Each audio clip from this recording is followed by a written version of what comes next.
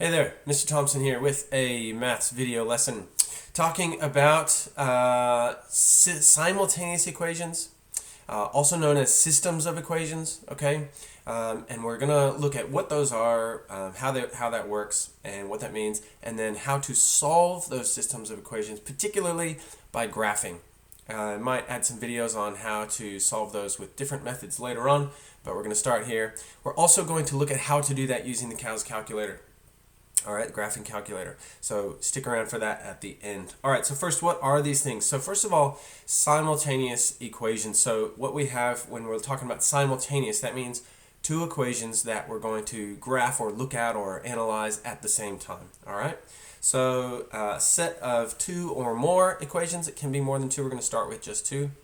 That we graph on the same set of axes, and we'll look at all together. Okay, what does it mean to solve those? Solving sometimes means just, isolating one variable, but in this case, to solve a system of simultaneous equations, what that means is to find the coordinate pair, the pair of coordinates, the point on the graph that satisfies both equations at the same time. In other words, an intersection of those two lines, where they cross, where they meet. Okay, so in order to solve them by graphing, the steps are basically graph each line, okay, on the same set of axes, and you can estimate the solution, and then you check your answer. Okay, that's if you want to do it all by hand and don't have a calculator to do that with. Okay, you check it by substituting the x and y values into each equation to confirm that it is correct. All right, and I'll show you how to do that with your calculator as well. Okay, so a couple of important notes about this. Okay, a couple things before we dive in on looking at an example of those instructions. Okay, first of all, if two lines are parallel, so they have the same gradient, they travel along the same path, then the entire definition of parallel lines is that they do not intersect. So we might see this green line and this purple line, right? Those are parallel, and we usually notate that with a little arrow on each one to say, hey, these are parallel. Okay, if that's sort of given information. Well, if that's the case, the whole definition is they don't intersect, so there is no solution. So if you're given a set of lines and you determine that they're parallel, then the answer to the problem is no solution. So you have to write that out. You can't just not put anything. You have to say they're parallel, so there's no solution. Okay. If similarly, if the two equations are equivalent, in other words, they result in actually the same line. You might be given two different equations that look very different, but then it turns out they're the same actual line. So for example, I've just drawn the blue line directly over the top of that green line that I had there. Then guess what? They intersect everywhere. At every set of points that satisfies either line satisfies both. So there are infinite solutions. So you could pick any point on either line, which is the same line, and that would technically be an intersection. It's sort of a special case. It's not really an intersection, but sort of technically speaking, any point that works for one works for the other. So that's how it goes. All right. Keep those two in mind. That neither of those are going to be the case for this first example that we look at. Oh, and I've drawn a bunch of dots. Any of these dots would work as a solution. All right, let's look at an example. All right, we're going to be given a system of equations to graph. We've got x plus 2y equals 4 and y equals 2x minus 3. So our first step in the instructions was to graph these two lines. All right, so the first one, I'm going to graph this by finding the intercepts. All right, because it's written in this ax plus by or whatever, what's called the standard form sometimes.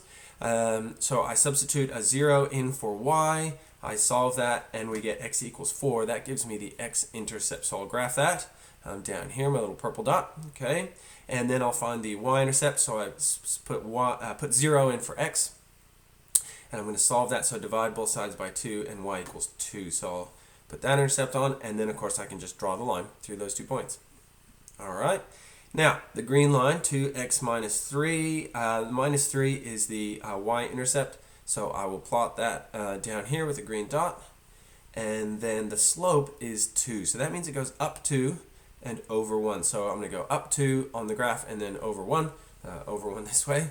And then and plot that point, and then I can draw the line. Now, A note here, we're going to estimate, like we said in the instructions, we're going to estimate the intersection. At what points do these intersect? But really important that if you're doing this visually and by hand, you really should make sure you're using graph paper, that you're aligning your axes, and everything you use, you do a straight edge. So all the lines nice straight edge. If you're just drawing this by hand on line paper or paper with no graphs, it's not going to work. You're not going to be very accurate. You might get the answer, but it might take you ages. It might take you forever just to figure out what the answer is. Because if your lines are not graphed accurately, then it's just not going to work. So we see the intersection here, that little black dot, okay? And it looks like that lines up with 2 on the x-axis and 1 on the y-axis. So that's probably the answer. So I'm going to put solution 2, 1, and I'm going to put a question mark. Because we've done that visually, it could be like 2.01 or something, or 2.5, or, we could be just a little bit off even when we use graph paper. We can still be a tiny bit off. Your ruler depending on how big you draw your dots and things like that, you can get little sources of error. So we need to check our answer, all right? And to do that, we can plug basically 2 and 1 into our equations and see if the equations work, all right? So we do the purple one first. We plug in 2 for the x value, and I put y for the 1 for the y value, all right? And I put a little question mark to say, is this true? Okay, well, 2 times 1 is 2, and 2 plus 2 is indeed 4, so that one worked, okay? But we need to make sure it works for both equations, so we'll plug in 1 for y on the green equation and 2 for x. A little question mark to see if that works. So 2 times 2 is 4. 4 minus 3 is indeed 1. So that one did work. Okay, so that's how we do that. And we can then say, that's not a question anymore. We know that 2, 1 is our solution. I'm going to look at that exact same problem on the CAS calculator. So we'll pull up the calculator. And I've got a blank document, not actually a graph yet, because when we graph on the CAS calculator, it needs to be in this solved for y. It needs to be in the y equals mx plus b, or just at least solved for y in order to graph it. And this purple equation is not. So I'm actually going to use my my calculator. I'll get my calculator going, and I'm going to use the solve function. And I'm going to plug in x plus 2y equals 4, and I'm going to solve that for x. Okay, and now it gives us x equals, I meant to solve that for y. Okay, let's try that again. X plus 2y equals 4. I want to solve for y. Okay, and it gives us this sort of algebraic fraction thing, which is fine. We can plug that in to our graph, all right? So we've got a negative, and then in brackets x minus 4 all over 2. All right, you could maybe do that by hand. That'd be fine. So I'm going to go new document. I won't bother saving for now, and I'll do add a graph. So what we had there, I'll do my little fraction thing. Okay, and in the top of this fraction, I'm going to do, it was x minus 4. Sorry, it was 4 minus x.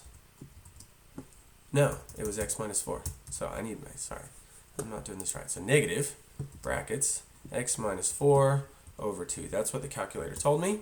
Okay, and this does indeed look like our graph that we did, like the purple line that you can see just behind my calculator. It kind of matches up. I'll get the calculator away. Yep, looks pretty similar.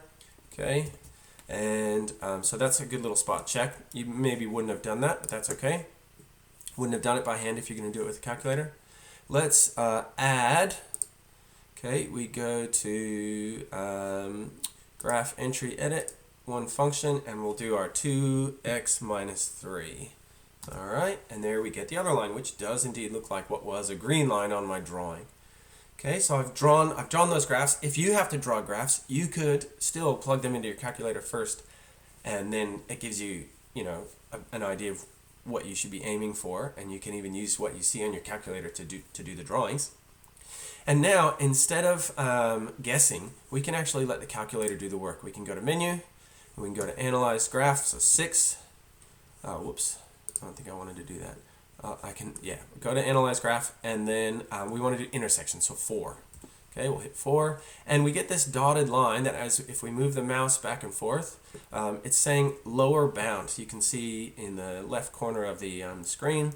So we need to say, well, we know that the intersection is to the right of these dotted lines that I'm moving around. So this is the lowest. I know it's not any lower than those dotted lines. So I'll click there.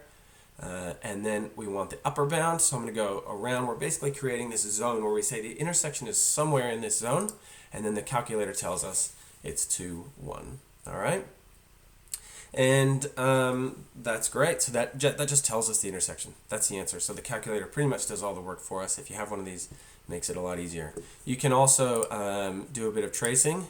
You can trace, I'm on the blue line, so if I go to 2, it tells me if the x value is 2, then the y value is 1, and I can trace the other line as well.